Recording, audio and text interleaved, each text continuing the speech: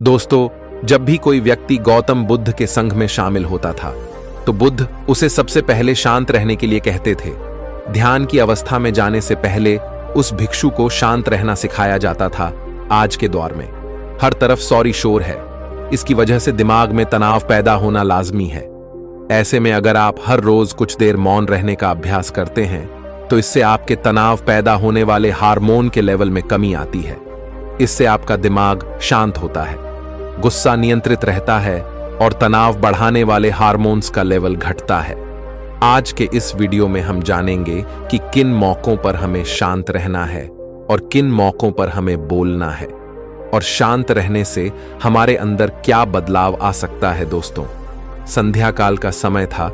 गुरु अपने सभी शिष्यों को बुलाते हैं और कहते हैं, कल सुबह सब लोग नदी में स्नान करने के बाद तुरंत हमारी कुटिया के सामने उपस्थित हो जाना। सभी इसी से हैरान रह जाते हैं कि हम लोगों ने कुछ गलती की है क्या, लेकिन गुस्से से यह कहते हैं कि हो सकता है कि गुरुजी कल सुबह कुछ अच्छी बात बताने वाले हैं। सब लोग रात को सही समय पर सो जाते हैं और सुबह उठकर सभी लोग नदी में स्नान करने के बाद वापस गुरुजी के सामने उपस्थित हो जाते हैं। गुरु कहते हैं, आज हम तुम सबको चुप रहने के फायदे के बारे में बताऊंगा। गुरु कहते हैं, 10 मौके जहां पर चुप रहने से होता है लाभ और बोलने से नुकसान। गुरु कहते हैं, अगर आप इन 10 मौकों पर शांत हो गए यानी मौन हो गए तो आप जो चाहेंगे वही मिल जाए। आपकी जिंदगी में चमत्कारिक बदलाव शुरू हो जाएंगे। जरूरत से ज्यादा बोलना या चुप रहना दोनों ही अच्छी बात नहीं है। जैसे जरूरत से ज्यादा बारिश हो जाना या फिर धूप, दोनों ही दिक्कत देती है। उसी तरह अनावश्यक बोलने से भी काफी नुकसान होता है। गुरु कहते हैं कि पहला ऐसा मौका जहां पर व्यक्ति को चुप रहना चाहिए, बिना तथ्य के ना बोले। गुरु ने कहा, अगर आपके पास कोई तथ्य नहीं है तो वहां चुप रहने में ही भलाई है। चुप बैठने से दिमाग में नई कोशिकाओं का निर्माण होता है और इससे ज्ञान की वृद्धि होती है। बोलने में भलाई वही है जहां आपको किसी चीज के बारे में पूरा ज्ञान हो। अगर आप बिना तथ्य के कहीं बोलते हैं या फिर बेवजह बोलते हैं तो आपका वहां मजाक भी बन सकता है। अगर आपके पास पर्याप्त जानकारी नहीं है, ऐसी जगह पर बोलने से आपका मजाक तो बनी रहेगी, साथ ही साथ लोगों का भरोसा भी आपसे उठने लगेगा। इसीलिए ऐसी जगह पर शांत रहो जहां तुम्हें पता ना हो कि क्या बोलना है क्या नहीं। कई बार कुछ लोग ऐसे होते हैं जो हर जगह अपनी उपस्थिति बताने लगते हैं। उन्हें पता नहीं होता है कि हमें क्या बोलना है, लेकिन फिर भी बोलते जाते हैं और फिर बाद में दूसरे लोग उनके जाने के बाद उनका मजाक उड़ाते हैं। जब तक आपको उस तथ्य के बारे में अच्छा ज्ञान नहीं है, उसके बारे में पता नहीं है, तो वहां चुप रहना ही ज्यादा समझदारी है। गुरु ने कहा, दूसरा ऐसा मौका जहां पर व्यक्ति को चुप रहना चाहिए, शब्दों से ना पहुंचे ठेस। अगर आपके शब्द किसी को मानसिक ठेस पहुंचा रहे हैं तो वहां चुप हो जाना चाहिए। कमजोर व्यक्ति के बारे में कुछ भी बोलकर आप महान नहीं बन सकते हैं। महान आप किसी कमजोर का साथ देने में बनेंगे। कई बार होता है कुछ लोग अपने से छोटे व्यक्ति को भला बुरा कहते रहते हैं। सामने वाला इंसान तो कद से आपसे छोटा है, वह आपको कुछ नहीं बोलेगा, लेकिन आप उसकी नजरों में गिरते चले जाएंगे। हो सकता है कि कल वह भी आपसे पद में बड़ा हो जाए। पद में आपसे जब वह बड़ा हो जाएगा तो आज जो रवैया आपका उसके साथ है, आने वाले समय में वह भी आपके साथ वही करेगा।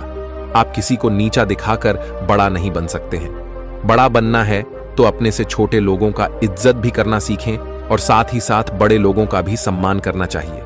लोगों को लगता है कि अगर वह अकड़ कर बोलेंगे और सामने वाले को नीचा गिराने की कोशिश करेंगे तो वह बड़े बन जाएंगे, तो यह उन सब की भूल है।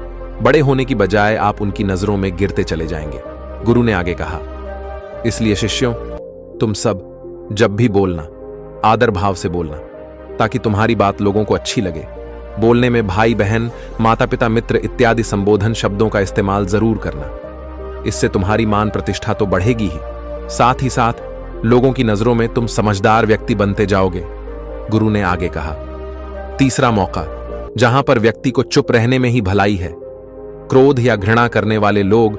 जब कोई अपना या सगा संबंधी आप पर क्रोध कर रहा हो, आपका अपमान कर रहा हो, तो आपको उस वक्त चुप रहना चाहिए ताकि सामने वाले का गुब्बारा पूरी तरह से फट जाए। आप यदि सही हैं तो उसे कतई माफी ना मांगे और चुप रहकर ही सही समय का इंतजार करें। वह खुद आपसे माफी मांग लेगा। जब उसे अपनी गलती का एहसास हो जाएगा। गुरु आगे कहते हैं कि अगर आपका कोई सगा संबंधी आप पर क्रोध कर रहा हो और आप उस समय शांत हैं, तो यह आदर सम्मान देने की निशानी होती है। इससे ना कोई छोटा होता है और ना ही बड़ा। अगर आपको क्रोध आ रहा है तो आप या तो वहां से किसी का अनादर किए बिना चले जाएं या फिर चुप रहे। क्रोध करने से आपके रिश्ते खराब होंगे।